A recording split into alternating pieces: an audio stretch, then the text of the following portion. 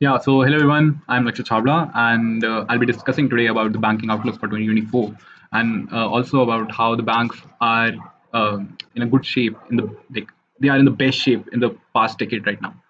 So let's move on. So I'll open the PPT. So okay, so we'll be keeping the video a mix of Hindi and English because that's उसमें मैं ज़्यादा comfortable रहता हूँ. So let's begin with the first slide. So banking outlook discuss करते हैं. So as you all know, banking stocks ने पिछले साल एक बहुत अच्छा rally दिया and that is good. Like we all have made money in that if you have ridden that sector. उसके बाद let's start with standard disclaimer. I'm not any SEBI registered advisor and even I am a student right now. I'm currently studying in Delhi University and I read reports and all these things for my self-interest. So nothing from this video should be taken as an investment advice, and this is for education purpose and do your independent research. And all these things, all these figures, and all these discussion that we are going to do in the video is totally my opinion, and they can be completely wrong. Now let's move on. So आगे बढ़ने से पहले एक बारी अपने इस religious ROA tree को प्रणाम कर लेते हैं basically, because this is the thing that is matters the most in banking stock investing. Basically जो भी कुछ आपके बैंक्स में हो रहा है उसको ROA tree पे impact का आना चाहिए, तभी उसका इन्वेस्टिंग पर्पज से फायदा है. So let's see कि आपका सबसे पहले आती है interest income, interest paid, then आपका आ जाते हैं नेट इंटरेस्ट मार्जिन, बेसिकली कितना मार्जिन कमाता है बैंक अपने मेन ऑपरेटिंग बिजनेस से, एंड देन उसके बाद आ जाती है आपकी other fees, then total income, उसमें से आप ऑपरेटिंग एक्सपेंसेस माइनस करते हो, बेसिकली जितना भी आपका ब्रांच का खर्चा, ट्रांजैक्शन खर्चा, ये सब करके then you have the pre provisioning operating profit. So उसके बाद आप क्रेडिट कॉस्ट माइनस करते हो या प्रोविजनिंग माइनस करते हो, उसके बाद आपके पास आता है प्रॉफिट बिफोर टैक्स, उसके बाद आपके पास आ जाता है टैक्स डिडक्ट होता है, उसके बाद आपके पास पैट आ जाता है, पैट से आपकी आरओई कैलकुलेट होती है. Now before moving on, I am assuming कि आपको NIM, NIA, NPA, cost to income, ये सब आपको टर्म्स पता है and you are familiar with banking, investing and all this things. So also आगे इस वीडियो में मैंने एनबीएफसी के बारे में नहीं कवर करा, so if you are seeking any information about NBFC तो नहीं है आगे. एंड मैंने सारे बैंक अभी तक नहीं स्टडी करे, इस जस्ट मैंने जस्ट इंडस्ट्री थोड़ी सी पढ़ी है बैंक की. Now let's move on. आगे टोटली आगे डिस्कस करने से पहले एक मिथ बर्स्ट करते हैं. ये मिथ बेसिकली मेरे साथ एक मिसकंसेप्शन थी, लाइक जो हमें स्कूल में पढ़ाया जाता है बेसिकली कि जब आपके रेपो रेट से आपका इंटरेस्ट रेट जब इकोनॉमी में बढ़ता है तो आपका बेसिकली लोन ग्रोथ रेट घट जाता है, क्योंकि लोन लेना महंगा हो जाता है आम जनता के लिए. ठीक है, तो अभी तक मुझे ऐसा लगता था कि जब जब रेपो रेट बढ़ते हैं तब तक क्रेडिट ग्रोथ स्लो डाउन हो जाती है, बट अगर आप डेटा चेक करेंगे तो this is not the case. तो मैं एक बार पेन निकाल लेता हूँ यहाँ से and now let's see this thing. तो ये बेसिकली जो ऊपर वाली फिगर है ये है credit growth versus repo rate की. तो यहाँ इफ यू कैन सी, यहाँ पे हमने टाइम स्टैम्प्स दे रखे हैं, 4 टाइम स्टैम्प्स हैं, उनको डिस्कस करते हैं एक बारी. एफ आई 2005 से एफ आई 2008 में क्या हुआ है, आपका रेपो रेट भी बढ़ रहा था, 2% से रेपो रेट बढ़ गया, बट क्रेडिट ग्रोथ बहुत हाई रही थी, 30% पे रही थी. ठीक है, तो ये बहुत अच्छा रेट है. तो यहाँ पे आपको उसके बाद देखिए सेकंड इंस्टेंस देखते हैं, जो कि था कि एफ आई 12 से लेकर एफ आई 20 तक आपका जो रेपो रेट था वो 4% से बढ़ गया. तो ideally but normal person will think कि हाँ भाई क्रेडिट ग्रोथ जो है, सॉरी आपका रेपो रेट डिक्लाइन हुआ है, 4% से डिक्लाइन हुआ है, तो लोन ग्रोथ रेट तो फटे चक देना चाहिए, बहुत बढ़ जाना चाहिए, बट ऐसा नहीं हुआ. आपका क्रेडिट ग्रोथ रेट मॉडरेट था 11% पे. ठीक है, तो यहाँ अगर आप इस चार्ट में देखोगे तो आपको इन दोनों के बीच ज्यादा कुछ कोरिलेशन नहीं दिखेगा, मुझे भी नहीं दिखा. But on the other hand अगर आप ये वाला चार्ट देखते हो, which is the correlation between cross NPS and your credit growth. NPAs are basically your defaults on loans which the customers do. तो जब आपके ग्रॉस एनपीएस फॉल कर रहे हैं तब तक आपका क्रेडिट ग्रोथ रेट बढ़ा है. ठीक है, एंड इसका एक एग्जांपल ले लेते हैं. एफ आई 15 से लेकर एफ आई 18 के बीच में जो आपके एनपीएस थे वो 7% तक बढ़ गए थे, that is too high, and credit growth बहुत सॉफ्ट हो गई थी, 9 से 10%. ठीक है, तो यहाँ से इस पूरी स्लाइड से हम एक कंक्लूजन लेके जाने वाले हैं. सॉरी ये बहुत ज़्यादा रफ फिगर बना दी मैंने, बट चलो लेट्स ओके दैट जब आपके ग्रॉस एनपीएस फॉल करते हैं तब तक आपकी क्रेडिट ग्रोथ इकोनॉमी में बढ़ जाती है. तो ये कोरिलेशन है. सो लेट्स मूव ऑन. तो अभी क्या करेंटली हो रहा है, ग्रॉस एनपीएस काफी ज्यादा फॉल कर रखे हैं, तो क्रेडिट ग्रोथ अभी इकोनॉमी में अच्छी चल रही है. 17 से 18% ग्रोथ, 17% क्रेडिट ग्रोथ आने की एक्सपेक्टेशन है.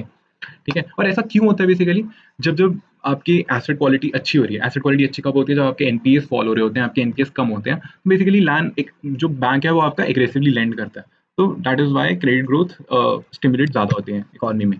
Now let's discuss the reasons why we are in a best shape in like banking stocks are in the best shape in a decade right now. Banking stocks in basically banking sector, why banks are in the best shape. तो F I अगर आप पूरा trend देखेंगे last decade का, तो अभी currently 0.6% credit cost जो है बैंक्स अपने P&L में चार्ज कर रहे हैं, which is the lowest in the past decade. ये क्या डिनोट करता है कि हमारी अभी एसेट क्वालिटी काफी अच्छी है. उसके बाद प्रोविजन बफर्स हमारे हाईएस्ट चल रहे हैं. और उसके बाद जैसे कि बात करी GNPA आज के टाइम पे लोएस्ट पे हैं, 2.5% पे हैं हमारे, एंड उसके खिलाफ प्रोविजनिंग भी काफ़ी अच्छी खासी हो रखी है, प्रोविजन बफर्स काफ़ी अच्छे हैं। सो इन अ बैड टाइम, जब थोड़ा बैड टाइम आना शुरू होगा तो बैंक्स एक अच्छे से प्रोटेक्टेड हैं क्योंकि उनके पास उनके खिलाफ प्रोविजन हैं। एंड उनके बाद अगर हम बात करते हैं तो लेट्स मूव ऑन। तो उसके बाद हम दो सेक्टर्स आते हैं मेनली इकोनॉमी में आपके, कॉर्पोरेट सेक्टर, एक रिटेल सेक्टर। तो कॉर्पोरेट सेक्टर के बारे में बात करते हैं। So the thing which has happened with corporate sector in the last decade, so basically हम FY13 से लेकर FY23 में देख रहे हैं। तो ओवरऑल बैंकिंग ग्रोथ रही, ओवरऑल लोन ग्रोथ रही है 10% पे, एंड यहाँ वेरियस सेगमेंट्स में आपको वेरियस ग्रोथ रेट्स दिख जाएंगे। बट एक चीज़ देखने वाली है कि जो कॉर्पोरेट सेक्टर है वो लैगार्ड, वो एक ड्रैग करता रहा है 3% पे, 3% की केकर दी है उसने लोन ग्रोथ में, विच इज टू लेस। तो ये आपको यहाँ पे भी दिख जाएगा। अगर आप corporate sector debt to GDP percentage देखते हैं तो which has been falling in India, and while in other countries it has been on a rise. And उसके बाद अगर हम बात करते हैं तो नाउ इस चार्ट को समझने से पहले एक चीज़ डिस्कस करते हैं कि यूजुअली लोन कॉर्पोरेट कब लेगा, जब वो कैपिटल एक्सपेंडिचर करेगा, जब वो कैपेसिटीज पुट ऑन करेगा, जब वो एक्सपैंड करेगा, मोर फैक्ट्रीज लगाएगा। तो कब लगाएगा? बेसिकली जब उसकी जो करंट कैपेसिटी यूटिलाइजेशन है वो पूरी होने लग जाएगी, वरना क्यों ही लगाएगा? And if a good demand exist for its products. तो मेन चीज़ हम देखेंगे कि कैपेसिटी यूटिलाइजेशन कहाँ पहुंच गई है ओवरऑल कॉर्पोरेट सेक्टर की। तो इट हैज़ बीन एट 74% अभी currently, and it is expected कि जब 80% के पार रेट जाता है कैपेसिटी यूटिलाइजेशन का पूरे सेक्टर का, तो that is the time when आपका और कैपेसिटीज आनी शुरू होंगी, लोन लोन ग्रोथ कॉर्पोरेट में बढ़ेगा एंड ऑल। ठीक है, लेट्स मूव ऑन। उसके बाद अब दिस स्लाइड डिस्कस कि why corporate is in a favourable और a good position to take loans right now. जो कॉर्पोरेट इंडिया का ROE है वो लाइक बेस्ट लेवल्स में इन द होल डेकेड 12% पे चल रहा है अभी करंटली, जो पिछले यहाँ देखा ये पूरा लास्ट डेकेड है, तो इस टाइम तक तो आया ही नहीं। तो अच्छा खासा ROE हो रहा है कॉर्पोरेट सेक्टर का, and then debt to equity भी उसका फॉल कर रहा है कॉर्पोरेट सेक्टर का। Alright, you can see here. Now let's move on. इस जस्ट मोटा मोटा मतलब ये है कि कॉर्पोरेट सेक्टर लोन लेने लायक वाली पोजीशन में है। ऐसा नहीं है कि बहुत ओवर लेवरेज है, under leverage kind of situations में है, क्योंकि 0.9x debt to equity is great यार। And then the other thing is कि अभी करंटली कैपेसिटी यूटिलाइजेशन जैसी पिकअप करती है, दैट इज द पॉइंट कि लोन्स लेना शुरू होगा, ग्रोथ बढ़ेगी लार्ज कॉर्पोरेट्स में लोन्स की। Let's move on, retail segment का देखते हैं। रिटेल सेगमेंट्स में होम लोन्स कैसा कर रहे हैं। तो basically in the last decade आपका, नहीं लास्ट डेकेड नहीं, लास्ट 2 डेकेड्स, लाइक ये जो डेटा प्रूव करने वाला है आपको कि हाउसिंग अफोर्डेबिलिटी बेस्ट लेवल्स पे है। तो आपका property price to income ratio 3.2 पे है, which has been the lowest in the past 2 decades. And उसके बाद if we talk about your EMI to income ratio, वो भी कंसिस्टेंटली 2012 से फॉलो डिक्लाइन कर रही है, एंड अभी करंटली 34 पे है। Basically all this data indicates कि अभी आपकी अफोर्डेबिलिटी है, बढ़ रही है। एंड उसके बाद आपकी रियल एस्टेट इन्वेंट्री गिर रही है, and all this things. Now let's move on to auto loans. Auto loans जो था, auto sector 2019 best year record करा, उसके बाद 3 साल के लिए वो नो ग्रोथ फेज में चला गया, डड हो गया था। And now in 2023 volumes pickup होनी शुरू हुई हैं, एंड इट इज एक्सपेक्टेड आगे के लिए 7% वॉल्यूम ग्रोथ आएगी, एंड 12% रेवेन्यू टर्म्स में वॉल्यूम ग्रोथ आएगी। इट्स लाइक कि अब थोड़ा सा बढ़ना शुरू होगा auto sector. Unsecured personal loans के बारे में बात करें तो हैज बीन द सेगमेंट जो बहुत ही तेजी से बढ़ा है, 26% CAGR, one of the sectors which has been the reasons for Bajaj finance success. And उसके बाद अब तो लाइक जो आपके फॉर्मल सेक्टर्स बैंक हैं वो भी काफ़ी एग्रेसिवली आ रहे हैं इस फील्ड में। सो लेट्स सी, और इंडस्ट्री काफ़ी अच्छे रेट से ग्रो करी है, 26% CAGR से। एंड देन इस डेटा को समझते हैं। अगर हमारी 814 मिलियन पॉपुलेशन अगर क्रेडिट एलिजिबल है, तो उसमें सिर्फ 179 ही credit, sorry this number of people are credit served. And उसके बाद ये जो पीपल हैं ये या तो अनसर्व्ड है या अंडर सर्व्ड है, तो यहाँ से अभी भी this indicates headroom for growth आपका। Now let's move on. ये डेटा इंडिकेट करता है कि why private banks and are gaining market share from PSU banks. अगर आप देखोगे जो लोन शेयर है आपका रिटेल लोन में, वो 32% से 42% हो गया प्राइवेट बैंक्स का, और ये बढ़ते ही जा रहा है। कॉर्पोरेट लोन में भी 23% से सीधा आपका 36%, 36% पे आ गया, which has been on a rise. And housing market में भी, ऑटो लोन्स में भी ये ट्रेंड आपको हर जगह देखने वाला है। तो ये तो था कि अभी हमारी करंट पोजीशन क्या है। Deposit, alright, this is last slide left on it. So deposit growth भी हमारी क्या रही है, बेसिकली अगर प्राइवेट PSU बैंक अगर 8% डिपॉजिट ग्रोथ रजिस्टर करता है, तो प्राइवेट सेक्टर बैंक उसे डबल करता है 17% पे। And this has been the trend you can see across the types of deposits, CASA, CA, SA, सब में दिखेगा ये आपको। Alright, let's move on. अब गोइंग फॉरवर्ड क्या प्लान है? This is the thing which matters the most in stock markets, because markets are forward looking. So for this we need to understand the loan book of banks, type of loan books of bank. तो यहाँ पे हमारे पास 4 terms हैं, EBLR linked, MCLR linked, other floating and fixed. तो ये आपके types of loans होते हैं। जो EBLR लिंक्ड है वो, तो एक बात हमें समझनी पड़ेगी, इसका मतलब क्या है, EBLR का क्या मतलब होता है? फुल फॉर्म है इसकी external benchmark linked rate I guess, and MCLR की फुल फॉर्म नहीं मुझे पता, but I know the crux of it, I know the meaning of it. Okay, तो EBLR आपका रेपो रेट से लिंक्ड होता है, एंड MCLR आपका इंटरनली कोई बैंक का बेंचमार्क होता है उससे लिंक्ड होता है। फिर आपका अदर फ्लोटिंग छोड़ दो, इतना कुछ है नहीं अदर फ्लोटिंग में, मतलब किसी बैंक की बुक में अदर फ्लोटिंग इतना है ही नहीं, सिग्निफिकेंट ही नहीं है। एंड फिक्स लोन होता है कि आपका 8% पे दिया तो वो 8% ही रहने वाला है। सो बेसिकली EBLR और MCLR लिंक्ड एक फ्लोटिंग रेट लोन ही है, टाइप ऑफ लोन ही है। फिक्स्ड में आपका एक ही टाइप का इंटरेस्ट रेट रहता है, अगर 8% पे लोन दिया तो वो थ्रू आउट द पीरियड 8% रहने वाला है। EBLR और MCLR फ्लक्चुएट करता रहता है। तो different types of different banks में आपको डिफरेंट इनकी कॉम्पोजिशन देखने को मिलेगी। जैसे कोटक महिंद्रा बैंक में हाईएस्ट एवर EBLR लोन्स है, ICICI में 50% है, एक्सिस में 45% है। तो इसका मतलब क्या है, जो EBLR लोन्स है वो आपके रेपो रेट से लिंक्ड होते हैं। ठीक है, तो अभी हाल ही में मई 2022 से लेके अभी तक आपके जो रेपो रेट है वो 2.5% से बढ़ा है। तो इसका क्या मतलब होता है कि जो आपकी लोन की यील्ड है वो भी उसी टाइम इंस्टेंटली 2.5% से बढ़नी चाहिए। ठीक है, और उसके बाद MCLR लिंक में ये नहीं होता। MCLR लिंक में जो इम्पैक्ट होता है इस इंक्रीज का रेपो रेट में, ये धीरे धीरे आता है। ये बैंक का कोई इंटरनली लिंक्ड कुछ होता है, उससे धीरे धीरे आता है। एंड फिक्स तो फिक्स्ड ही रहता है। तो अब अभी क्या हुआ है, पिछले साल में जब बैंक ने इतना अच्छा रिटर्न दिया, द थिंग वॉज कि जैसे आपके रेपो रेट बढ़ गए तो इस पार्ट ऑफ लोन बुक पे आपकी जो लोन यील्ड है वो अच्छी हो गई। And this can be seen from this graph here, sorry this chart है। तो आप देख सकते हो 4% से लेके 6.4% तक तो आपका एवरेज रेपो रेट बढ़ा है। एंड उसके हिसाब से जो एवरेज नेट इंटरेस्ट मार्जिन थे बैंक के वो भी 3.8% से 4.3% चले गए हैं। सो ये इसलिए हो पाया क्योंकि आपका एकदम से जो ईयर ऑन ईयर यील्ड है वो बढ़ गई, that you can C from here the year on year increase in yield in basis points.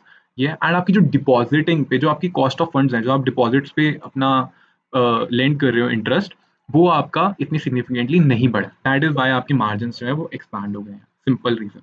Alright, तो अब गोइंग फॉरवर्ड होने क्या वाला है, अब आगे की स्ट्रैटेजी क्या रहने वाली है बेसिकली। तो एज यू हैव डिस्कस, इतनी जो लोन बुक है वो तो रिप्राइस हो गई है, उस पर तो 2.5% आपका बढ़ गया है। ऑलराइट, अब जो बाकी की लोन बुक बची है वो भी रिप्राइस होगी इस इंटरेस्टेड एनवायरनमेंट में, बट वो कब होगी, धीरे धीरे होगी। सो जो आपकी MCLR लिंक लोन बुक है, जैसे एक्सिस बैंक में 20% लोन्स MCLR लिंक्ड है, इसका मतलब है कि ये जो है 20% लोन्स पे अभी भी आपके जो यील्ड है वो भी बढ़नी है, धीरे धीरे बढ़ेगी।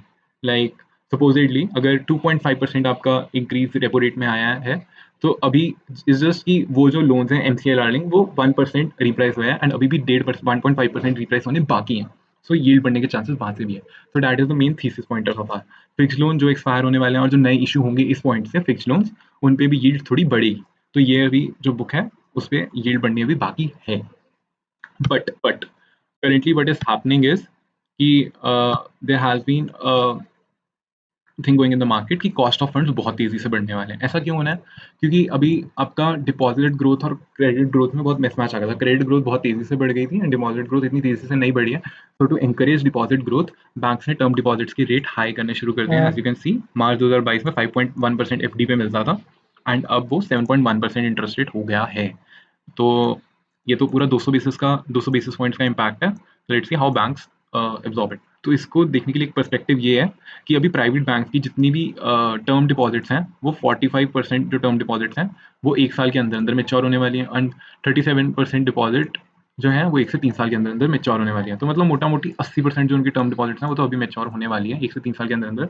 एंड इफ जो अभी करंट FD या टर्म डिपॉजिट रेट्स हैं वो अगर परसिस्ट करते हैं, तो on the cost of fund side banks पे वो आने वाला है, बेसिकली बैंक्स के मार्जिन पे इम्पैक्ट आने वाला है बिकॉज आपकी कॉस्ट ऑफ फंड्स बढ़ने वाली है।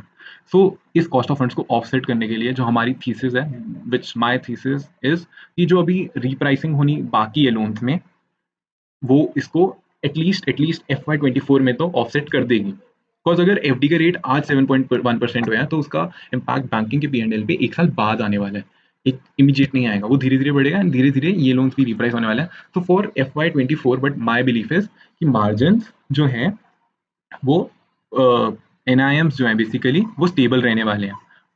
लाइक अगर आप काफ़ी बैंकिंग्स की कॉन कॉल पढ़ोगे तो वो पीपल आर सेइंग कि पीक आ चुका है एनआईएम्स का, जो मैनेजमेंट के लिए पीक ऑफ एनआईएम्स आ चुका है, अब यहाँ से बढ़ने तो नहीं वाले एनआईएम्स। सो बट माय थीसिस है कि स्टेबल रह सकते हैं 1 साल और अभी। एंड उसके बाद लेंडिंग रेट्स देख लेते हैं। रेपो रेट के बढ़ने से lending weighted average lending rates क्या रहे हैं डिफरेंट सेगमेंट्स में। होम लोन्स जो है वो 7.5% से 8.9% हो गए हैं, विच इज 1.4% का जंप। व्हीकल लोन्स में इतना जंप नहीं आया, 9.1 से 9.4 हुए हैं, 0.3% का जंप आया, which is not too much. And बाकी सब में कुछ 1% तक लेकर जंप आया, इसमें 1% का आया, इसमें 1% का आया। सो सबसे हाईएस्ट अगर कोई बढ़िया यील्ड बन रही है तो होम लोन्स पे बन रही है, और सबसे कम व्हीकल लोन्स पे बन रही है। So let's go on further. So this is the main thesis table कि this explains कि year on year repo rate increase to 250 basis points हो रखा है, मतलब 2.5% से हो गया है। एंड उसके बाद जो आपकी 40 डिफरेंट बैंक के HDFC में 41% जो लोन बुक है वो रिप्राइस हो गई है। रिप्राइस मतलब कि उनकी लेंडिंग यील्ड्स जो है रेपो रेट के अकॉर्डिंगली बढ़ गई हैं।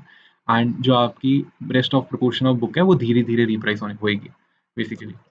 उस पे भी आपका जो यील्ड है वो बढ़ेगा, बट धीरे धीरे बढ़ेगा। तो this is the part of that loan book. अभी दिस इंडिकेट्स कि अभी करेंटली कितनी रिप्राइस हो गया, पर 250 बेसिस पॉइंट में से 40 बेसिस पॉइंट जो है वो रिप्राइस हो गई है एमसीएलआर और फिक्स लोन्स की एसबीआई के अंदर। सो आप ऐसे आगे कॉम्प्रीहेंड कर सकते हैं। सो ऑन एंड उसके बाद also this is not totally my analysis, I have read reports, these charts are from reports only, so that is it.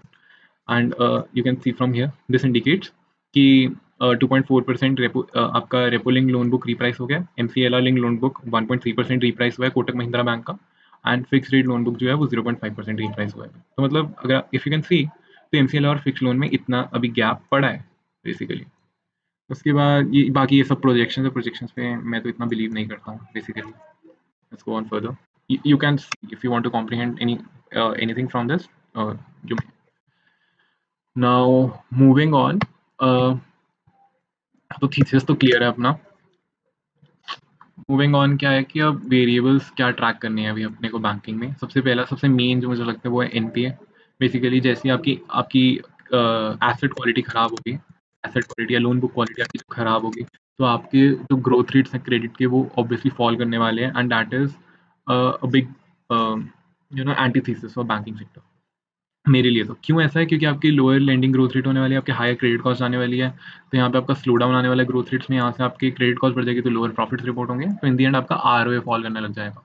ठीक है। And the other thing you have to track this NIMs, NIMs कहाँ जा रहे हैं। अब banking sector में इतनी ferocious rally इसलिए आई है क्योंकि आपके पहली बात ग्रोथ रेट अच्छा रहा है, ठीक है, 20-20% पे आपका ग्रोथ लोन ग्रोथ हुआ है, प्लस आपके जो मार्जिन है वो एक्सपैंड हो रहे हैं, प्लस आपके जो एनपीएस हैं वो फॉल कर रहे हैं, आपकी क्रेडिट कॉस्ट फॉल कर रही है। इसके कारण जो आरओए बैंक्स ने अचीव कर रही है and the ferociousness in the earnings have been great simply, तो तभी इतनी अच्छी रैली आई है। सो अगर हमें तो the main purpose of this video is to discuss कि आगे क्या ऐसी रैली रहने वाली है नहीं। Also I can be completely wrong in this, but these are just my views. So यही बताने को है कि एनआईएम्स एक्सपैंड नहीं होने वाले हैं, ऑल राइट। एंड देन आपका आरओए स्टेबल रह सकता है क्योंकि एनआईएम्स कैन रिमेन स्टेबल विद जो इंटरनल लोन बुक रिप्राइसिंग के इंटरनल लिंक्ड लोन बुक रिप्राइसिंग के कारण, दैट इज जो MCLR linked and fix rate जो आपकी लोन्स लिंक्ड है उनके कारण रिप्राइसिंग हो सकती है। उनकी रिप्राइसिंग के कारण जो एनआईएम्स है आपको वो स्टेबल रहने वाले हैं, जिसके कारण आरओए भी स्टेबल रह सकती है। एंड जो आपकी ग्रोथ आएगी वो simply will be equal to your growth rate in your lending. आपकी लोन बुक ग्रोथ रेट जितना रहेगा उतनी मेरे ख्याल से आपकी प्रॉफिट ग्रोथ रहेगी। ठीक है। एनआईएम्स बेसिकली फर्दर डिवाइड करें तो इट इज लेंडिंग यील्ड में से अगर आप कॉस्ट ऑफ फंड्स माइनस करते हो तो एनआईएम्स, तो आप इनको भी मेन कॉस्ट ऑफ फंड्स को भी ट्रैक करो किस बैंक की कितनी जा रही है।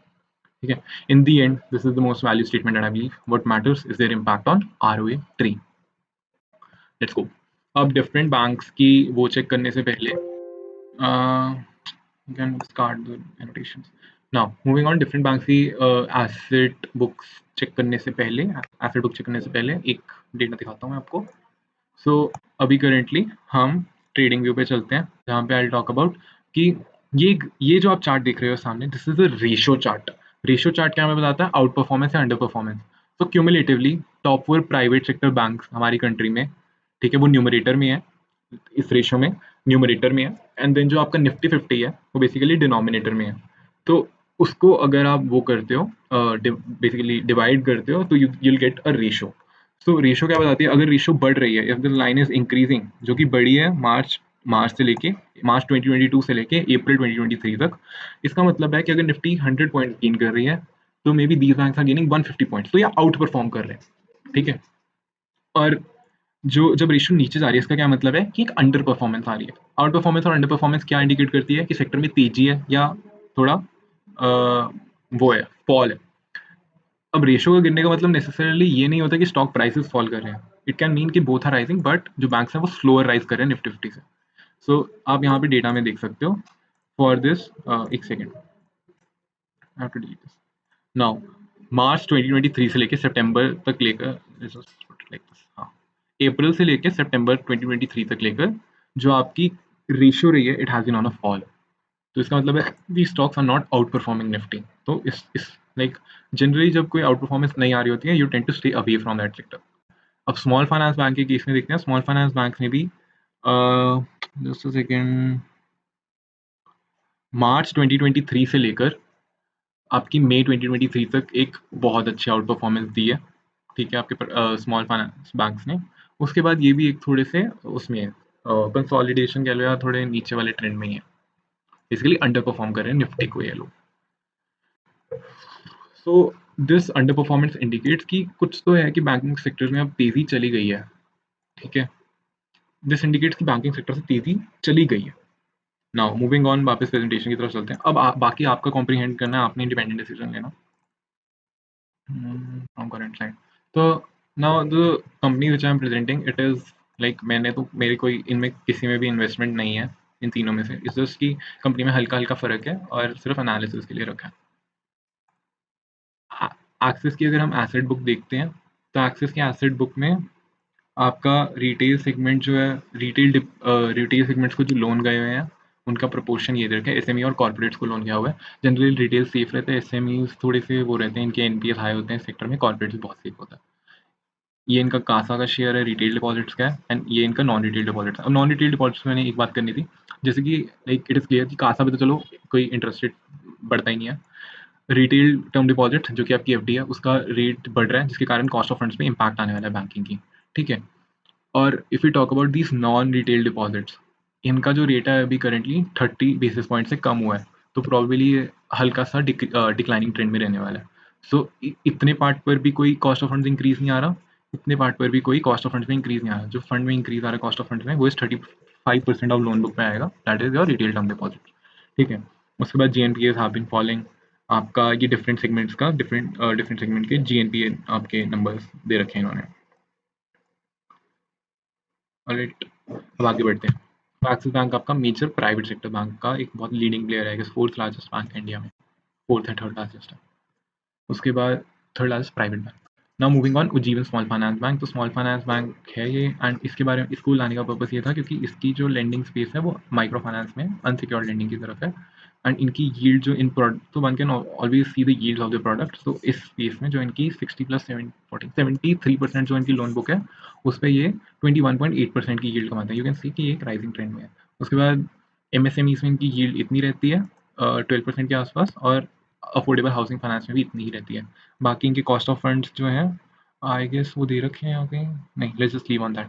तो ये इनका डिपॉजिट ब्रेकअप है। इसमें if you can see the main thing deposits में दिखाने का ये है कि इनकी रिटेल जो है वो जैसे 10,000 11,000 करोड़ है ना, क्या 11,000 करोड़ के इनकी डिपॉजिट्स जो है वो रिटेल डिपॉजिट्स हैं आउट ऑफ 26,000 करोड़, ठीक है। तो हायर प्रोपोर्शन है रिटेल डिपॉजिट्स का, कॉस्ट ऑफ फंड सिग्निफिकेंटली बढ़ने तो वाली है इनकी, ठीक है। जो बल्क डिपॉजिट्स हैं उस पर चलो अभी रेट कम जा रहे हैं, एंड कासा डिपॉजिट्स हैं उनका तो चलो कोई फ़र्क नहीं पड़ता। नाउ तो इनकी लोन बुक है बेसिकली। अब बाय ये बैंक्स में इन्वेस्ट करने का टाइम बहुत अच्छा होता है क्योंकि इनके जो एनपीएज हैं वो 6% होते थे और अब वो फॉल करके 2.4% पे आ गए, तो एक डिक्रीजिंग ट्रेंड में है, ठीक है। तो जब जब इनकी एसेट क्वालिटी अच्छी हो रही है क्योंकि इनके एनपीएस फॉल कर रहे हैं, तो this is the time they lend aggressively, और यहाँ पे ये बैंक्स बहुत अच्छी ग्रोथ अचीव कर पाते हैं, ठीक है। And why I am little sceptical about this bank is क्योंकि मैनेजमेंट कह रही है कि हम ऑब्वियसली कि हम इस जो हमारी लोन बुक है उसमें हम micro finance basically this part से फोकस हटा के मोर फोकस हम इस पार्ट को इंक्रीज करने में लगाएंगे, जिसकी यील्ड 12 से 13% के बीच में है।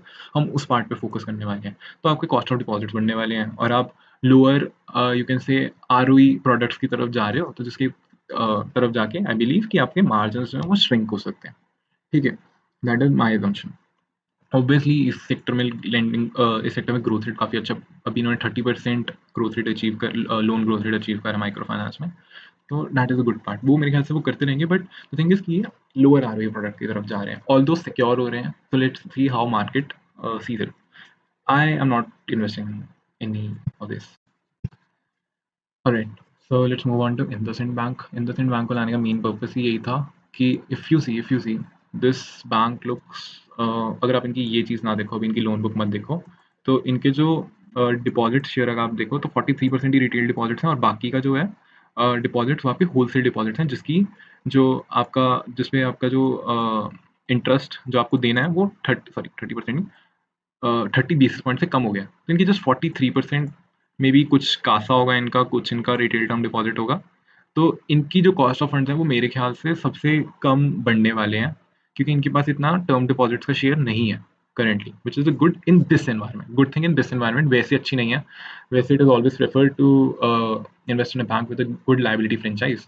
बट अभी करेंटली जो पोजिशन है, अगर आप शॉर्ट टर्म इन्वेस्टिंग देख रहे हो 6 से 1 साल की, 6 महीने से 1 साल की, तो उसमें मैं डिस्कस करूंगा अभी आगे कि क्या चीज़ें देखनी है। But one thing to see is कि आपकी होलसेल डिपॉजिट्स कितने हैं, और इसमें होलसेल डिपॉजिट्स ज़्यादा हैं, जो कि एक फेवरेबल पोजीशन है इस एनवायरनमेंट में, that what I believe.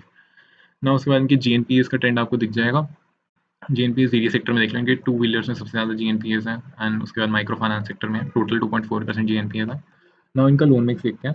Loan mix में वन थिंग मुझे बैंक नहीं अच्छा लगा, डैट इज़ की 26% तो आपका व्हीकल फाइनेंस, और व्हीकल फाइनेंस की जो आपकी वो है, द थिंग इज यील्ड जो है वो कुछ खासा बड़ी नहीं है, despite a good increase in repo rate. ठीक है, उसके बाद आपका लार्ज कॉर्पोरेट्स है, corporates I told you earlier कि इनमें भी कोई ज़्यादा तेज़ी रही नहीं है ग्रोथ की।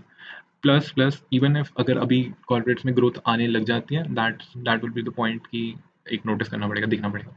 Also one more thing is कि इस बैंक की, इंडसइंड बैंक की जो फिक्स्ड लोन बुक है, वी डिस्कस अर्लियर ना, EBLR MCLR fixed loan book, तो जो इनकी फिक्स्ड रेट लोन बुक है वो बहुत हाई है, 60% पे है। So this bank hasn't seen, इनके पास EBLR लोन बुक इतनी है ही नहीं, तो इस बैंक में वो NIM राइज आया ही नहीं है। But going forward I don't think this bank is a great opportunity for me. Let's move on. So now, this is a very conclusion of mine. That is कि ideal bank क्या होगा in today's scenario, मैं लिख देता हूँ आगे से, 6 months से लेके 1 year investing horizon में। ठीक है, 1 year लगा लो यार। सो जिसका होम लोन्स या माइक्रो फाइनेंस शेयर हाई हो, माइक्रो फाइनेंस अनसिक्योर्ड लेंडिंग होते हैं। सो रिमेंबर कि this bank is not suitable, this with this features is not suitable for long term investing, no, a big no. So जिस bank का home loans क्यों, क्योंकि yield में ही 1.5% का change आ गया है आपका। माइक्रो फाइनेंस में ग्रोथ बहुत ज़्यादा रह रही है अभी, क्योंकि सही चल रहा है, मस्त चल रहा है, और इसकी यील्ड भी बहुत हाई होती है, 20% की यील्ड रहती है इसमें। उस बैंक का लोन बुक में हाई शेयर हो, एंड देन आपका higher share of MCLR and fix link loans हो। क्यों, क्योंकि अभी भाई ये पार्ट रिप्राइस होना है। आपका EBLR ऑलरेडी रिप्राइस हो गया, you don't make money on past, you make money on future. तो ये आपका रिप्राइस होना है, तो लेंडिंग साइड पे ये दो चीज़ें देखने वाली हैं। Bulk deposits, wholesale deposits high, or bulk deposits I showed you here ना, Axis Bank के केस में this is the non-retail term deposits, these are the bulk deposits, wholesale। जीवन के केस में these are the bulk deposits। तो इनका share high हो, क्योंकि भाई इसमें अभी आपको आपकी जो यील्ड, आपको जो इंटरेस्ट देना है वो डिक्लाइन हो रहा है आपका, बेसिकली। जो आपका इन अदर केस जो आपका रिटेल टर्म डिपॉजिट है उसमें कॉस्ट ऑफ फंड्स बढ़ने वाली है, धीरे धीरे आप क्वार्टर वाइज क्वार्टर देखना, कॉस्ट ऑफ फंड्स इंक्रीज होने वाली है, mainly due to increase in your interest in retail term deposits. Now moving on, जिसके फॉलिंग GNPAs हों, बेसिकली फॉलिंग GNPAs होने चाहिए, आपके GNPAs गिरने चाहिए, क्योंकि उसी से आपकी एसेट क्वालिटी अच्छी रहती है। These things you can C in ideal bank, आप खुद देखो, अभी मैंने भी सर्च करनी है ऐसा बैंक ढूंढना है, अगर कोई मुझे मिलता है, तो that will be the investment point in my case. अभी currently I will be investing in banking stocks right now, I don't know. Alright, so from this analysis, like अभी तो main thing I will also see this ना, I think I wrongly said I don't know, here I'm doing an analysis of it and I'm saying I don't know. Alright, तो mainly अभी currently जो आपकी ratio है वो fall कर रही है, it is not outperforming Nifty also. तो जब आउट परफॉर्मेंस कभी आएगी इन फ्यूचर, एंड तब इन्वायरमेंट कैसा होगा, आई विल इन्वेस्ट देन। अभी I will not, because it is not even outperforming Nifty 50। So this is one thing I see too. Plus जो growth आनी है that I believe NIM front से तो आनी नहीं वाली, एनआईएम यहाँ से आपके बढ़ने तो वाले नहीं है, कॉन्ट्रैक्ट हो सकते हैं। सो आप एक लूज सिचुएशन में क्यों ही रहना है, और जो आपकी ग्रोथ रेट आने वाली है वो 17% डिपॉजिट ग्रोथ रेट कह रहा हूँ, क्रेडिट ग्रोथ रेट ही आने वाली है। तो 17% ग्रोथ रेट के लिए क्या ही कुछ करना है, आप इससे अच्छा कुछ और में कर लो। And when to exit banks, जब आपके एनपीएस राइज करना शुरू हो जाए, दैट इज द पॉइंट, जो एग्जिट बैंक्स, बिकॉज तब आपकी एसेट क्वालिटी गिरने लग जाती है। जब एसेट क्वालिटी गिरने लग जाती है, आपके जो लोन्स बैंक डिस्पर्स करता है वो कम होने हो जाते हैं, लोन्स डिस्पर्स होने कम हो जाते हैं, तो आपकी क्रेडिट ग्रोथ जो है वो इकोनॉमी में कम हो जाती है।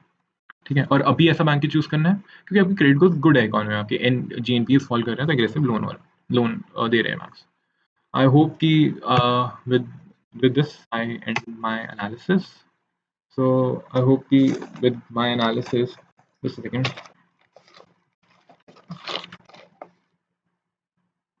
Okay, with my analysis, you would have gained something. अगर आप यहाँ से 10% भी ले जाते हो, that will be a good thing for me. And with this, I'm done with it. And thank you so much, guys. If you have been with me in this video for this long, it means a lot to me. So thank you. I'll end the video.